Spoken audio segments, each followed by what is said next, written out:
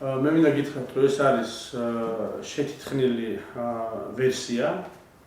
ეს არის სხვადასხვა მომენტში ჩემი და ზვიადის საუბარი, რომელიც არავითარ შემთხვევაში არ შეეხება დირექტივას სამინისტროდან მომავალს.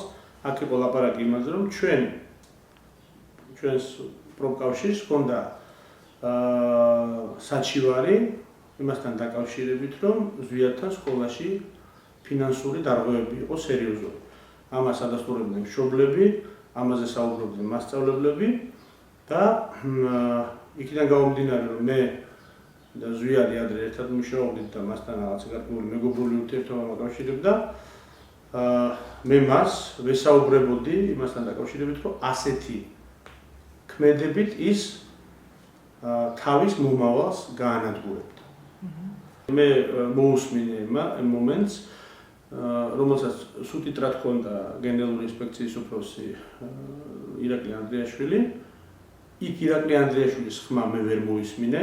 იქ მართლაც იყო ჩემი ხმა, ჩემი მოადგილის ხმა, ნუკრი მაჭავარიანის და კიდევ ჩემი თანამშრომლების, იურისტების, რომლებიც არ ყოფილხართ ირაკლი ანდრიაშვილთან იმ უბრალო მიზეზის გამო ვერ ვიქნებოდით, რომ არავითარი უფლებამოსილება ჩვენ პროფკავშირს არ გაგვაჩნია იმისთვის, რომ დაუშვათ გარკვეული